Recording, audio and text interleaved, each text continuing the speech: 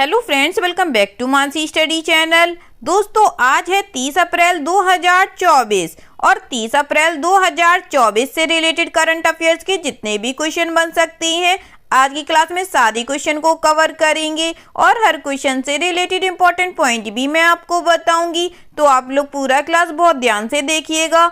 और दोस्तों, ये क्लास आपकी मॉर्निंग सुबह 7 AM पे डेली लाइव आती है। आप सभी लोग सुबह 7 बजे इस क्लास के लिए तैयार रहा करिए।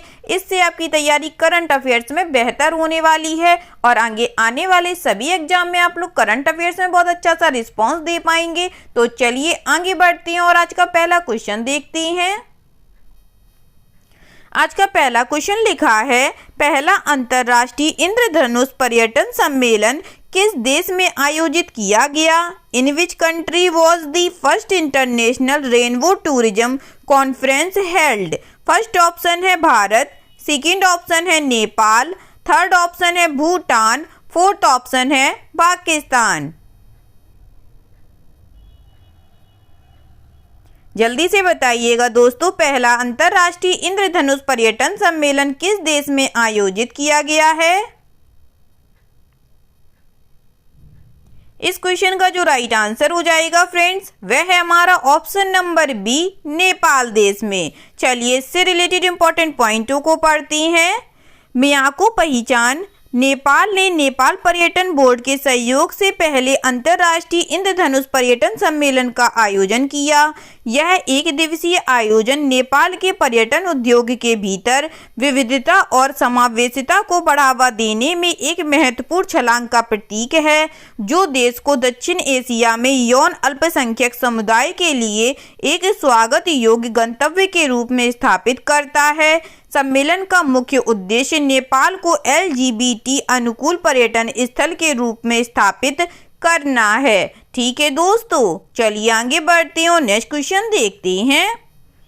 नेक्स्ट क्वेश्चन लिखा है फ्रेंड्स, सतलुज जल विद्युत निगम ने किस राज्य में भारत की पहली बहुउद्देशीय हरित हाइड्रोजन पायलट परियोजना का उद्घाटन किया है? Satluj Jal Vidyut Nigam has inaugurated India's first multipurpose green hydrogen pilot project in which state? First option है महाराष्ट्र, सेकेंड ऑप्शन है तमिलनाडु, थर्ड ऑप्शन है गुजरात, फोर्थ ऑप्शन है हिमाचल प्रदेश।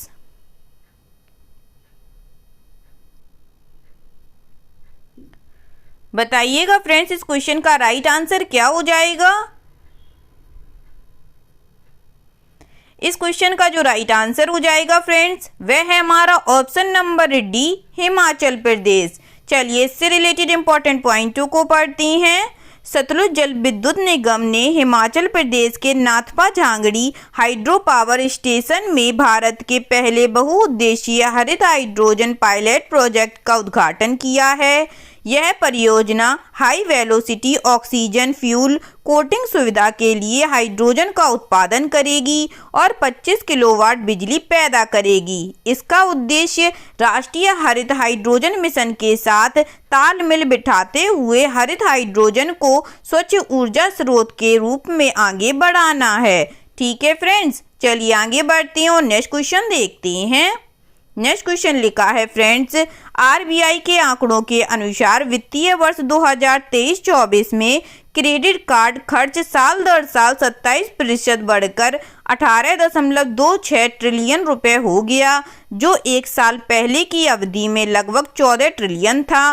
निम्नलिखित में से कौन सा बैंक देश में क्रेडिट कार्ड जारी करने में अग्रणी है? Credit card spends surged 27% year on year to rate 18.26 trillion in financial year 2023 to 2024 from nearly rate 14 trillion in the year ago period, according to RBI data.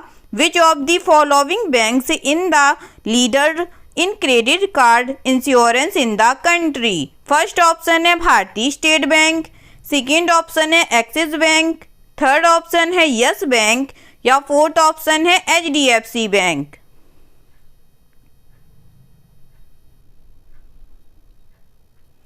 जल्दी से बताइएगा दोस्तों, इस क्वेश्चन का राइट आंसर क्या हो जाएगा? इस क्वेश्चन का जो राइट आंसर हो जाएगा फ्रेंड्स, वह है हमारा option number D, HDFC bank. चलिए इससे रिलेटेड इंपॉर्टेंट पॉइंटों को पढ़ते हैं। RBI के आंकड़ों के मुताबिक वित्तीय वर्ष 2023-24 में क्रेडिट कार्ड खर्च साल दर साल 27% बढ़कर 18.26 ट्रिलियन रुपए हो गया, जो एक साल पहले की अवधि में लगभग 14 ट्रिलियन रुपए था। मार्च 2024 में क्रेडिट कार्ड खर्च फरवरी में 1.49 ट्रिलियन रुपए से लगभग 10.07% बढ़कर 1.64 ट्रिलियन रुपए हो गया। यह वित्तीय वर्ष के समापन और मार्च के दौरान त्योहारी बिक्री के कारण है। ठीक है दोस्तों, चलिए आगे बढ़ते हैं और नेक्स्ट क्वेश्चन देखते हैं। नेक्स्ट क्वेश्चन लिखा है फ्रेंड्स, अप्रैल 2024 में निम्नलिखित में से किसने भारतीय स्टेट बैंक में प्रबंध निर्देशक के पद के लिए राणा आशुतोष कुमार सिंह और इंडियन बैंक में MD और CEO के पद के लिए आशीष पांडे की नियुक्ति की सिफारिश की है? In April 2024, which of the following has recommended the appointment of Rana Ashutosh Kumar Singh for the position of Managing Director in State Bank of India and Ashish Pandey for the position of MD and CEO in Indian Bank? First option है India's banks association, second option है bureau of bank association, third option है bureau of India standards या fourth option है financial service institution bureau.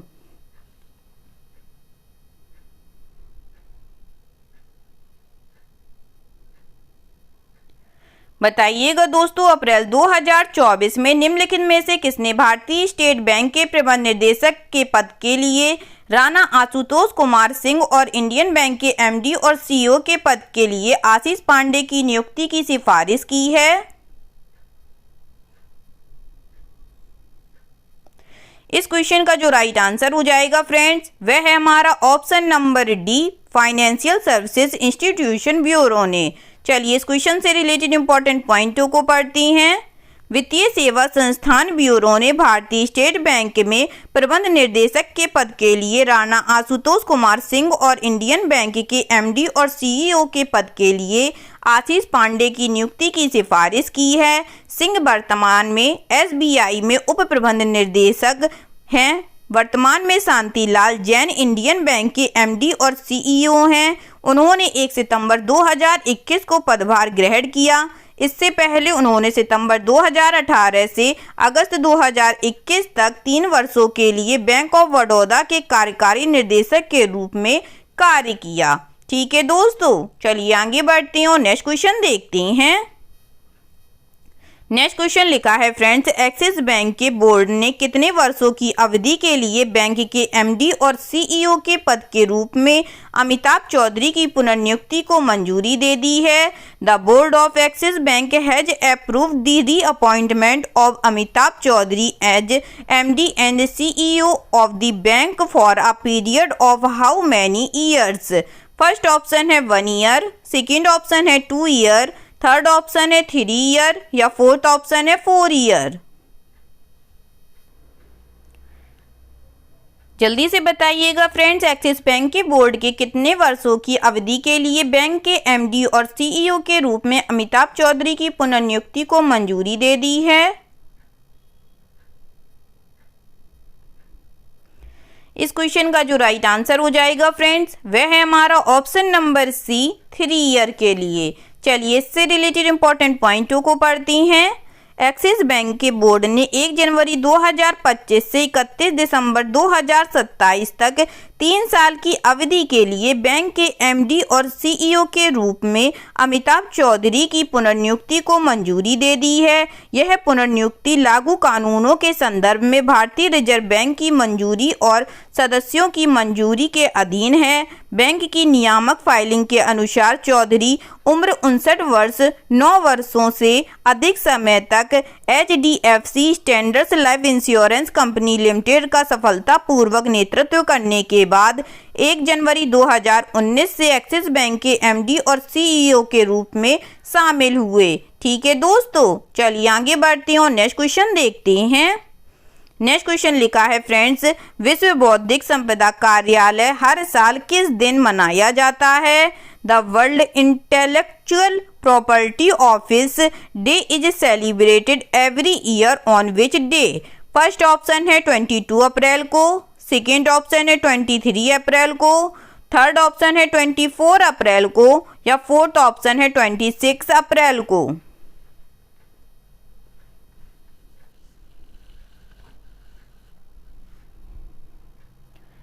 बताइएगा दोस्तों, विश्व बौद्धिक संपदा कार्यालय हर साल किस दिन मनाया जाता है? इस क्वेश्चन का जो राइट आंसर हो जाएगा फ्रेंड्स, वह है हमारा ऑप्शन नंबर डी 26 अप्रैल को। चलिए इससे रिलेटेड इंपॉर्टेंट पॉइंटों को पढ़ते हैं।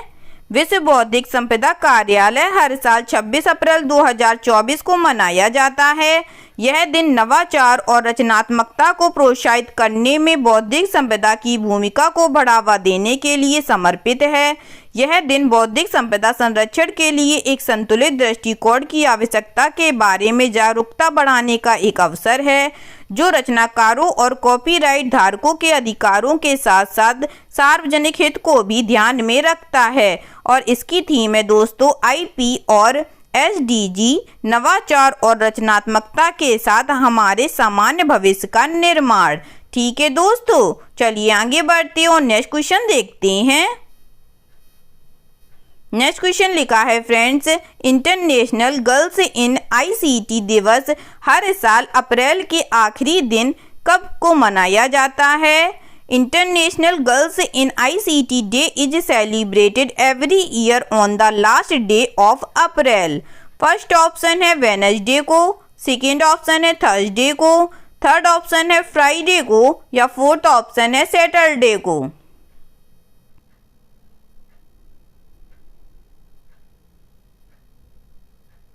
जल्दी से बताइएगा दोस्तों, इस क्वेश्चन का राइट आंसर क्या हो जाएगा?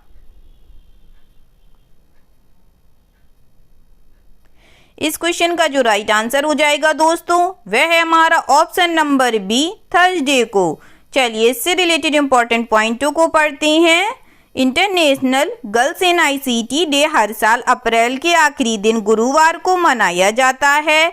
इस वर्ष यह 25 अप्रैल 2024 को है। अंतर्राष्ट्रीय आईसीटी दिवस मनाने के पीछे मुख्य लक्ष्य आईसीटी क्षेत्र में लैंगिक समानता और महिला सशक्तिकरण को बढ़ावा देना है और इसकी थीम है दोस्तों नेतृत्व। आईसीटी दिवस में अंतर्राष्ट्रीय लड़कियों का इतिहास 2014 से शुरू होता है, जब अंतर्राष्ट्रीय दूरसंचार संघ का पूर्णाधिकार संकल्प 70 पारित किया गया था। ठीक है दोस्तों, चलिए आगे बढ़ते हैं और नेक्स्ट क्वेश्चन देखते हैं। नेक्स्ट क्वेश्चन लिखा है फ्रेंड्स, 9वें आईसीसी पुरुष टी20 क्रिकेट विश्व कप के लिए आईसीसी द्वारा किसे ब्रांड एम्बेसडर नियुक्त किया गया है? Who has been appointed as the brand ambassador by the ICC for the 9th ICC men's टी20 cricket world cup? First option है रोजर फेडरर, सेकेंड ऑप्शन है शाहरुख खान, थर्ड ऑप्शन है नोवाक जोकोविच या फोर्थ ऑप्शन है उसेन बोल्ट।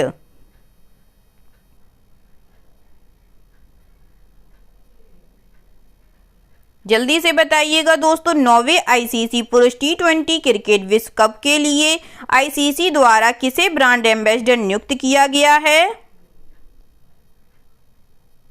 इस question का जो राइट आंसर हो जाएगा फ्रेंड्स, वह है हमारा option number D Usain bolt को। चलिए इससे रिलेटेड इंपॉर्टेंट पॉइंटों को पढ़ते हैं। महान जमैका धावक उसेन बोल्ट को अंतर्राष्ट्रीय क्रिकेट परिषद ने 9वें आईसीसी पुरुष टी20 विश्व कप के लिए राजदूत के रूप में नामित किया है, जिसकी मेजबानी 1 से 29 जून तक वेस्टइंडीज और संयुक्त राज्य अमेरिका संयुक्त रूप से करेंगे। एक ब्रांड एम्बेसडर के रूप में उसेन बोल्ट विश्व कप आयोजन को बढ़ावा देंगे, वेस्टइंडीज में टी20 विश्व कप मैचों में भाग लेंगे और संयुक्त राज्य अमेरिका के भीतर क्रिकेट खेल को बढ़ावा देने के लिए प्रशंसक सगाई कार्यक्रमों में भाग लेंगे। ठीक है दोस्तों, चलिए आगे बढ़ते हैं और नेक्स्ट क्वेश्चन देखते हैं। नेक्स्ट क्वेश्चन लिखा है फ्रेंड्स, भारतीय कुश्ती महासंघ के एथलीट आयोग का अध्यक्ष किसे चुना गया है? Who has been elected chairman of the wrestling federation of India's athletes commissions. First option है शिल्पी शिवरान को, सेकेंड ऑप्शन है योगेश्वर दत्त को, थर्ड ऑप्शन है बेसिक कुदुखोव को, या फोर्थ ऑप्शन है नरसिंह यादव को।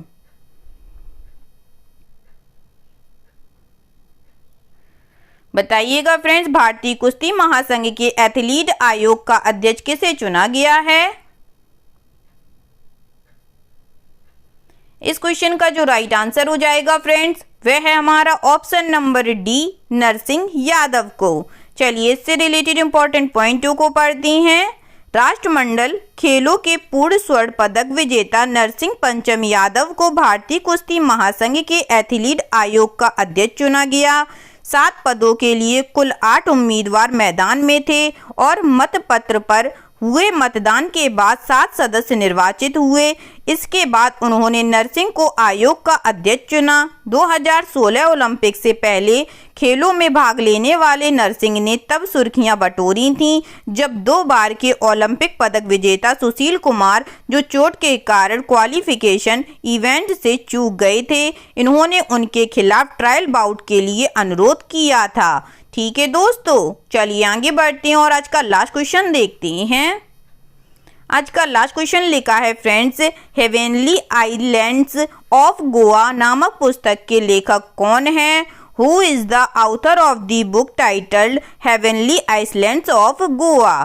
फर्स्ट ऑप्शन है इंद्रसेना रेड्डी नल्लू, सेकेंड ऑप्शन है Shri S Sreedharan Pillai, third option है आनंदीबेन पटेल, फोर्थ ऑप्शन है डॉक्टर सीवी आनंद बोस।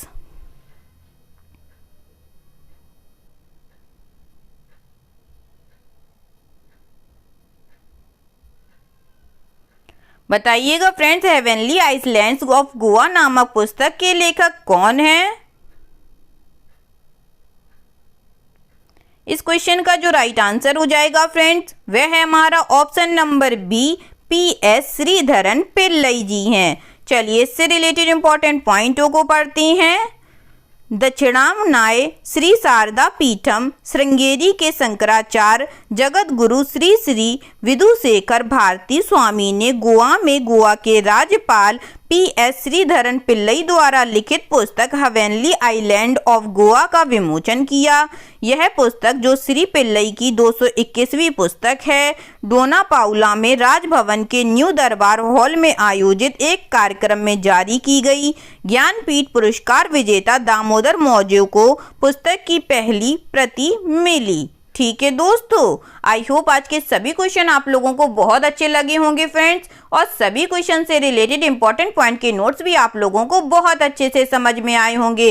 एग्जाम के नज़रिए से दोस्तों क्लास बहुत हेल्पफुल रही होगी। अगर आप लोगों को क्लास अच्छी लगी हो और सारे फैक्टों को आप लोगों ने अच्छे से समझा हो तो प्लीज़ इस क्लास को लाइक कीजिएगा, शेयर कीजिएगा और आपके अपने चैनल मानसी स्टडी चैनल को सब्सक्राइब कीजिएगा। थैंक यू सो मच दोस्तों।